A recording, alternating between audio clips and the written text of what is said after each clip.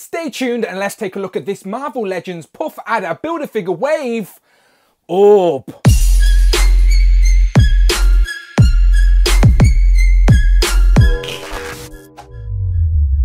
Ciao and welcome back to the channel, Dan Who Reviews. As always, my name is Dan W. Make sure you are following me on Instagram at it's Dan Who. And remember now you can hit that join button and become a channel member as well. Either show some love or join the members club. Much appreciated. Today we continue looking at the Marvel Legends Puff Adder Build-A-Figure wave. As in front of me today we have Orb, who is basically an Evel Knievel lookalike with a giant eyeball head. One of those deep cut, wacky looking villains that I love adding to the collection. Now, like I said with the Wonder Man review, this whole wave has been popping up sporadically across Amazon Europe. We got Wonder Man from Germany and the Orb is from France. So that is where I got this figure from, Amazon France. Shout out to the super producer once again. Now, of course, there are a couple of versions of this guy in the comics and I will try and explain all as we go along, but it is a wacky looking villain all the same. So there he is in the front of the box with the Avengers logo. Now it is an Avengers themed wave,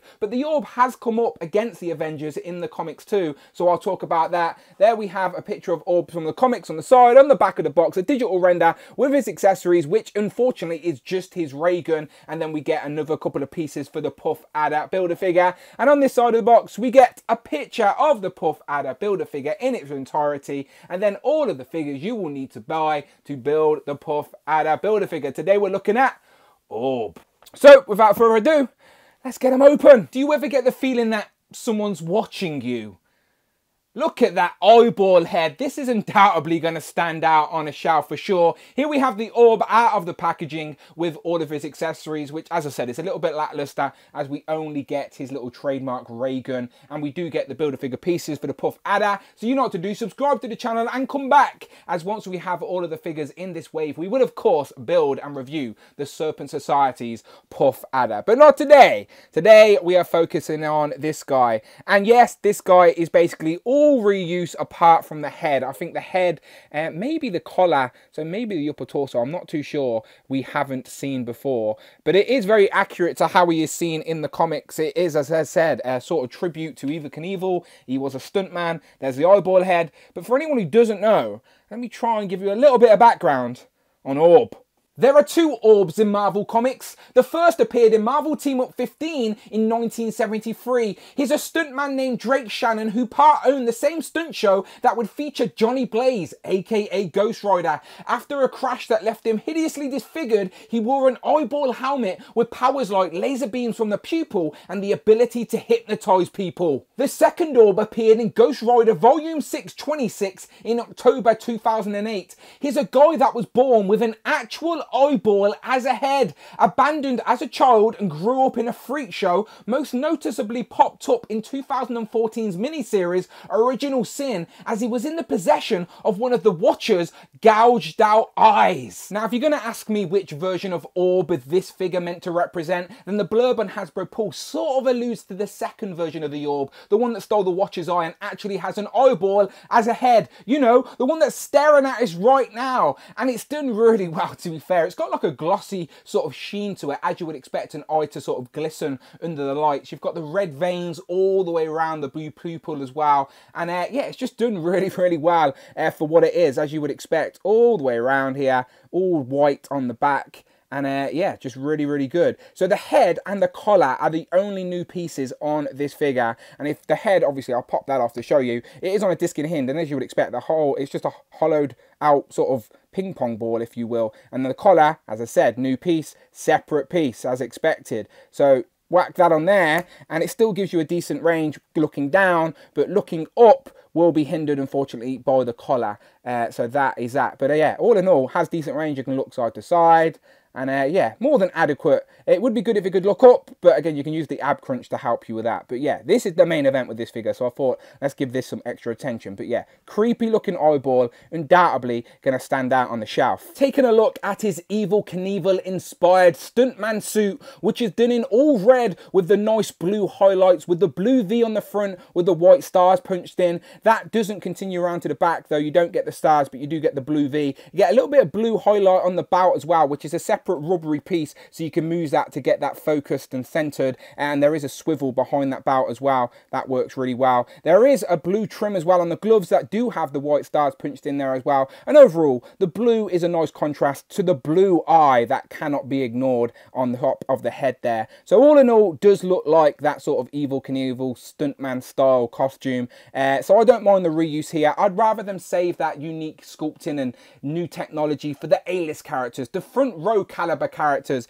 This guy ain't exactly front row, but it is a fun figure to add to the shelf regardless. You know me, my collecting game is all about world building. Adding new characters that we have never had is always fun, and we have never had an orb, and I think this guy looks great. So the arms will go all the way up. There's a bicep swivel, double jointed elbow, but the gloves do get caught in the double joint annoyingly, so you got to finagle that to make it work. Decent range on the chest there, looking down and looking up. As I said, there's a swivel at the waist. Legs will go up really far. Double jointed knees. Can he kick his own ass? He can kick his own back. You do get a boot swivel as well, ankle pivot and rocker. So more than adequate amount of articulation you're going to require for your orb. He only comes with one set of hands, unfortunately. I would have liked more. He does have a sort of gripping hand and then a trigger finger hand, and that is so he can hold his only accessory, but it is his weapon of choice, his trademark ray gun that we see in the comics, which I do think is a unique design. I don't think we've seen this particular gun before with Legends, but you can see you can hold it no problem. Unfortunately, the trigger finger hand though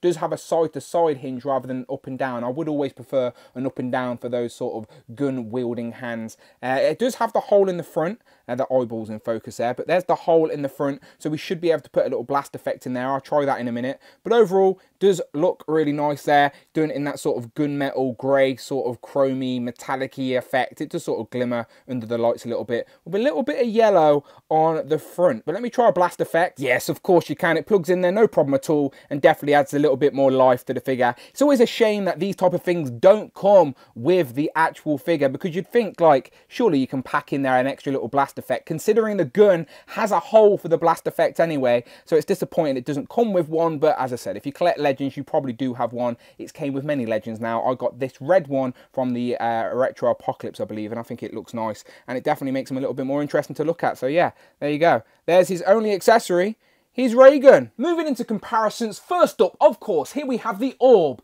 compared to Ghost Rider. And that's because the Orb was originally a Ghost Rider villain, and that's where he made his debut in the comics, and they scale really nicely together. And then I've also got the Punisher on the table, and there's a reason why. Because in the comics, the Orb was always on a bike. You see him on many a panel on a bike. He even had a bike club at one point. So I want to see if the Orb will work with the Punisher's bike. And would you look at that? He absolutely does. Now, the reason I chose the Punisher's bike is because it's a straight up black Marvel Legends bike, and it doesn't have any distinguishing character defining features, and it can definitely be given to other characters for the display. And I think it works really well for the Orb. So he sits on there, no problem at all. He can hold the handlebars, he can sit in the seat. And yeah, now if you want your Ghost Rider to have some actual races on the shelf that are comic accurate, then get yourself the Orb and the bike. And yeah, I think it'll work. Let's go. Some more characters that have went up against the Orb in the comics. So here we have the Renew Your Vows Spider-Man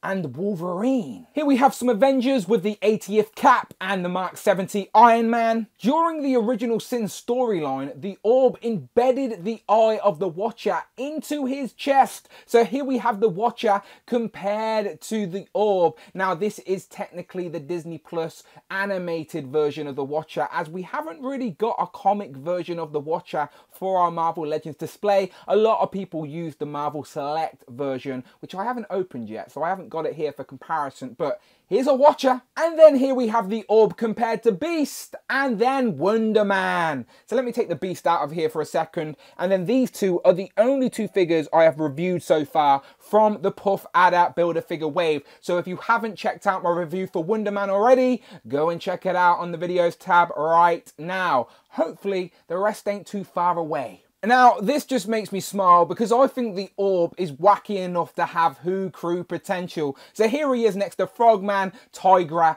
and White Rabbit. But I think he's a villain, like at his core. So maybe he needs to start his own little crew to go up against the Who Crew. Maybe White Rabbit will even leave and join his ranks.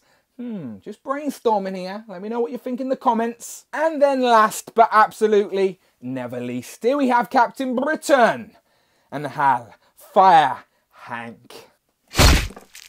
So, final thoughts on this Marvel Legends Puff Adder Build-A-Figure Wave Orb. Now, I know this character's not going to be for everybody, but I love these sort of D-list level wacky villains, and he absolutely has such a unique character design, and I've probably already said it in this video, but I'm going to say it again. He is going to pop on the shelf. How could he not, with that coulda sort of tone and that eyeball for a head that's going to follow you around the room, staring at you, judging you for spending all your money on these Marvel Legends. But it's a fun figure all the same, and that's what collecting is all about. It's meant to be fun.